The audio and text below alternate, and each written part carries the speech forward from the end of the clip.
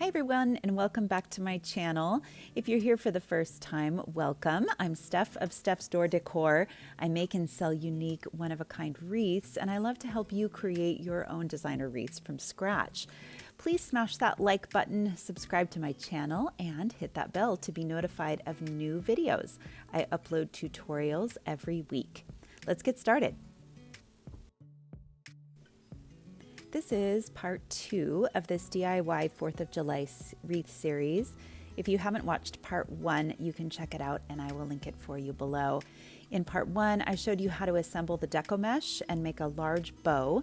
And in this video, we're going to be adding lots and lots of ribbon and then attaching our USA star sign to the wreath. Here are the 4 different ribbons we're using, which I will link down below in the description box. To start with, I did a little pre-measuring with some of the ribbon. A little later on, I'll be cutting and adding more. You will need 1 strip each of the red flag and the blue and white stripe, cut to about 50 inches. 1 strip each of the plaid and the burlap, cut to about 40 inches. And then 1 strip of each of the 4 ribbon cut to 26 inches. So you'll have 8 strips total, and then you'll want to go ahead and dovetail the ends. Starting with your 26-inch strips of red stars and blue stripes, find one of the twist ties on the outer ring of the wreath close to the bow, as close as you can get. Untwist it and insert the ribbon and then twist it back up again.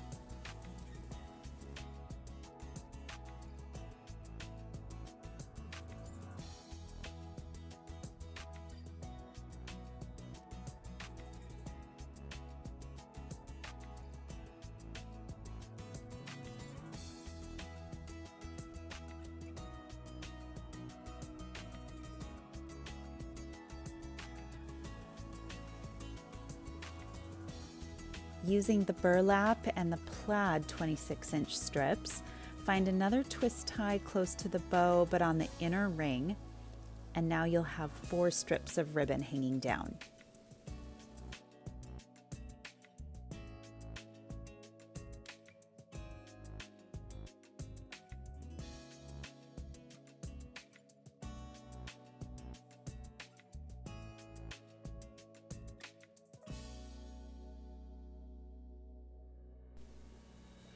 Taking the longest 2 strips of the red stars and the blue stripes, go to the other side of the bow and find a twist tie close to the bow on the outer ring.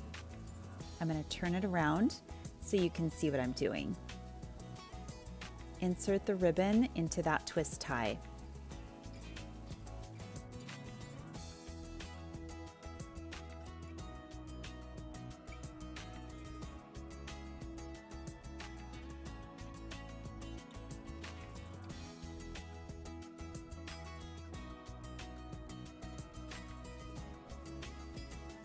And then making about a 12 to 14 inch arch, find a twist tie on the outer ring and twist the ribbons into place there.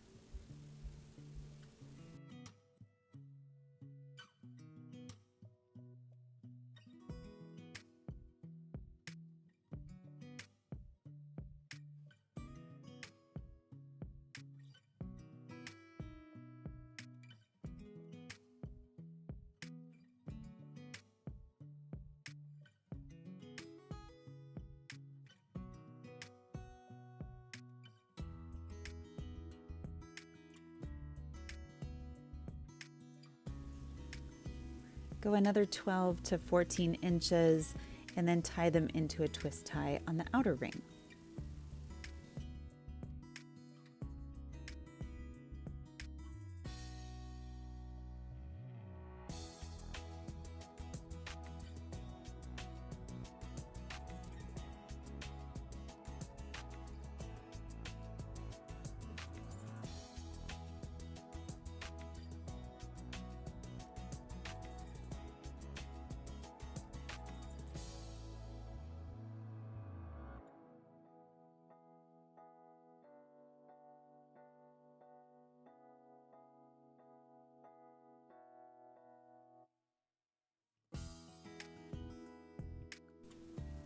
In this video, I am doing something a little bit different. Normally I have the wreath all designed before I film the tutorial, but I am literally creating as I go so you can have a sneak peek into my process.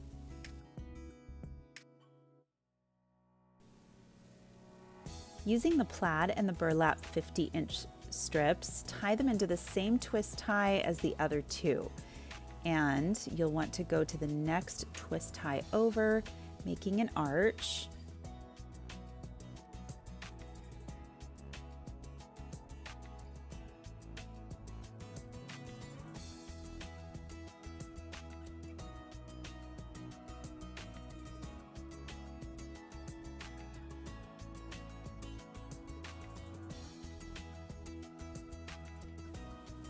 Making a larger arch and find the same twist tie that you ended the other two ribbon on.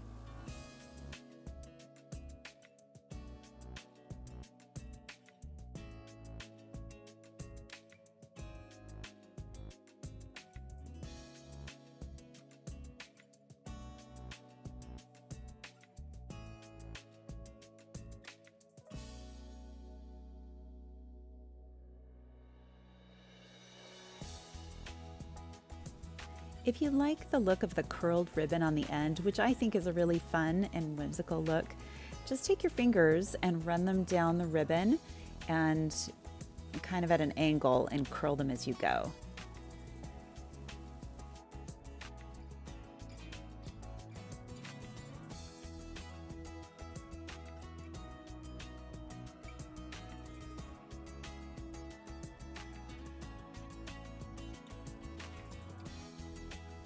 To attach the sign, turn it over to the back.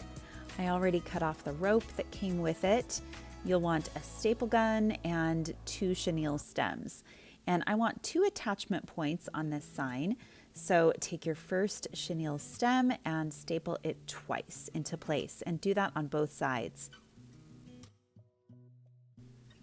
Give the chenille stems a few twists to secure them into place.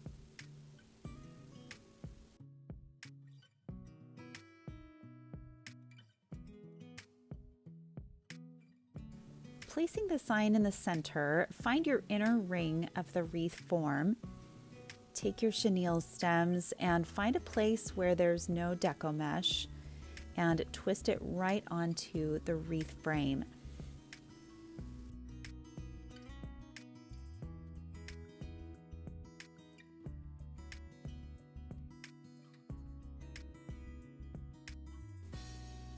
Flip it back over and you'll want to fluff the ribbon and bring out any deco mesh and ribbon that got squished by the sign.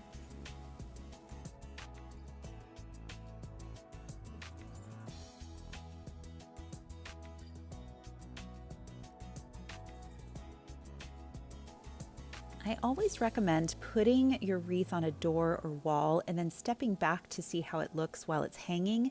Once I got this on the door, I ended up adding some more ribbon because it just looked a little off to me. I felt like it needed some ribbon at the bottom. So I'm going to show you what I add next. Back to the cutting mat we go. I decided to cut 2 strips of 15 inches of each of the ribbon. So I ended up with 8 more strips of ribbon.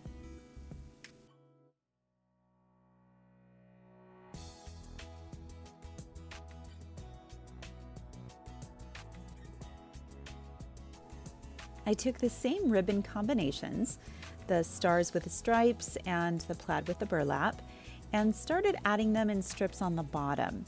I added some to the inner and some to the outer rings.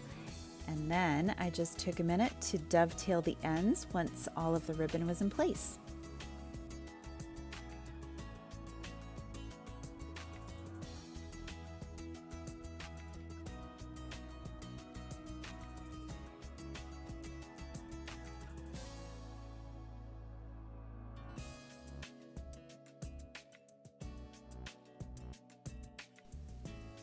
We are all done, and adding that extra ribbon gave this 4th of July wreath exactly what it needed to have a more balanced look. Sometimes you just have to play around with it.